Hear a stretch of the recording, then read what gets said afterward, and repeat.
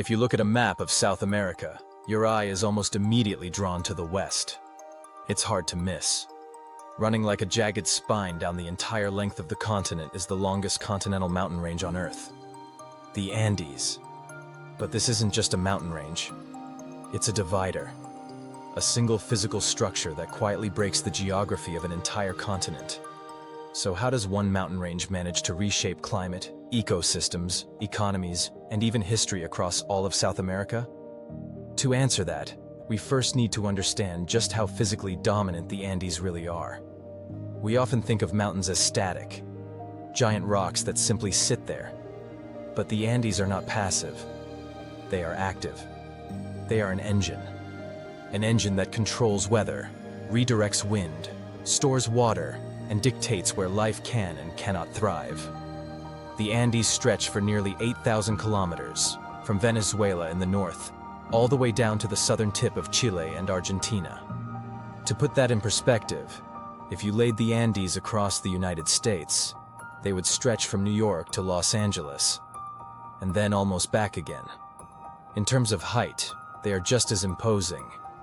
The average elevation is around 4,000 meters, and the highest peak, Aconcagua in Argentina, rises to nearly 7,000 meters, making it the tallest mountain outside of Asia. But height alone doesn't explain their power, because the Andes were not gently placed here. They were forced upward. The Andes exist because of an ongoing collision beneath the continent. The Nazca Plate and parts of the Antarctic Plate are slowly sliding underneath the South American Plate. This process, called subduction, has been happening for millions of years, and it hasn't stopped. As the plates collide, the crust crumples and thickens, pushing the land higher and higher. That's why the Andes are part of the Pacific Ring of Fire. Hundreds of active volcanoes, frequent earthquakes, and some of the most violent seismic events in recorded history. In 1960, the southern Andes were shaken by the Great Chilean Earthquake, the most powerful earthquake ever measured by humans. This land is restless, and that restlessness doesn't just shape the ground, it shapes the air. Because when you place a wall nearly 7,000 meters high directly in the path of global wind systems, you don't just change the weather, you rewrite it. In the northern and central parts of South America, the prevailing trade winds blow from east to west. They cross the Atlantic Ocean, picking up enormous amounts of moisture. As this warm, wet air moves across Brazil, it eventually slams into the eastern slopes of the Andes. The mountains force the air upward. As it rises, it cools. And as it cools, it releases almost all of its moisture. This process is called orographic lift, and it is the engine that powers the Amazon rainforest. Without the Andes capturing this water, the Amazon as we know it simply wouldn't exist. But nature always balances extremes. Because if the Andes take most of the water for the east, very little is left for the west. Cross over the peaks into northern Chile and southern Peru, and the result is the Atacama Desert, the driest non-polar place on Earth. Some weather stations there have never recorded rainfall. The landscape is so barren and alien that NASA uses it to test rovers designed for Mars. Lush rainforest on one side, ancient desert on the other, both created by the same mountain range. And the story doesn't end there, because as you move farther south, the wind patterns reverse. Moist air now comes from the west, off the Pacific Ocean.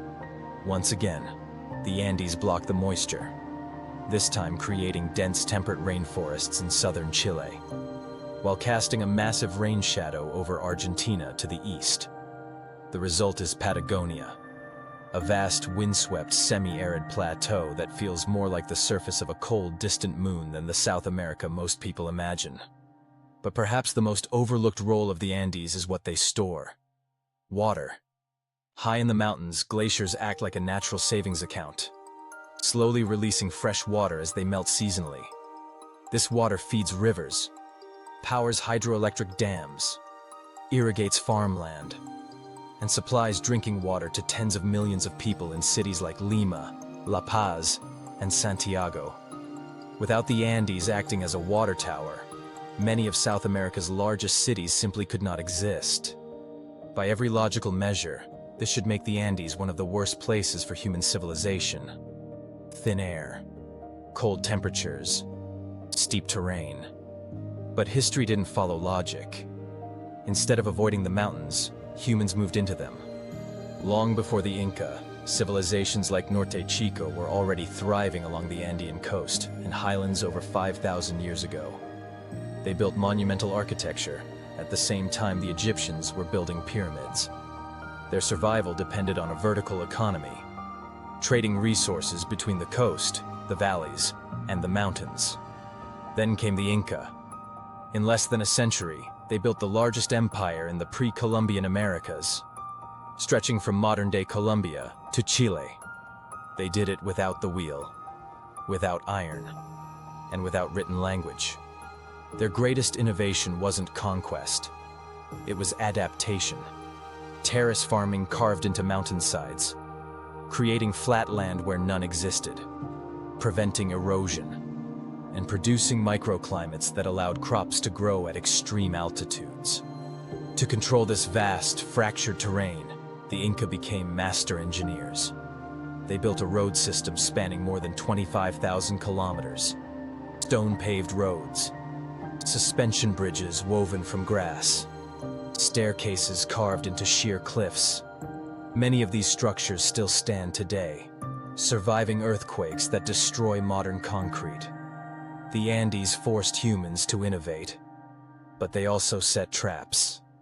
Because if a road can carry an empire, it can carry an invader. When the Spanish arrived in the 16th century, they came for silver. In the high Bolivian Andes, they found Potosi, a mountain literally made of silver. At its peak, Potosi was one of the largest cities on Earth. Richer than London, richer than Paris. The silver extracted from the Andes fueled the Spanish Empire and reshaped the global economy. But the human cost was catastrophic. Millions of indigenous people died in brutal mining conditions. The Andes didn't just shape South America. They reshaped the world. As colonial rule ended and modern nations emerged, the Andes took on another role. They became borders. The boundary between Chile and Argentina follows the spine of the mountains almost perfectly. Not because it was carefully surveyed, but because no one wanted to cross the Andes to argue about it. Geography hardened into politics. Chile became isolated along the coast. Argentina opened toward the plains. Bolivia, locked high in the Altiplano, lost access to the sea and struggled to integrate into global trade. Even today, the Andes continue to divide the continent. Crossing South America overland remains difficult. For centuries, it was easier to ship goods around the southern tip of the continent than to cross the mountains. And even now, major passes are often closed by snow and landslides. Trade flows outward, not inward. It can be cheaper for Chile to trade with Asia than with Brazil. Modern engineering is trying to change that. Mega projects, tunnels, transcontinental railways. But building infrastructure at 4,000 meters in an active earthquake zone is expensive and dangerous. And every time humans try to tame the Andes, the mountains remind us who is in control. So did the Andes break South America? Yes. They shattered climate systems. They fractured economies. They divided nations. But in breaking the continent, they also made it unique. A place where geography doesn't just influence history, it dictates it. And if you want to understand how the world really works, you don't start with borders or politics. You start with the land underneath them. This is Behind the Map.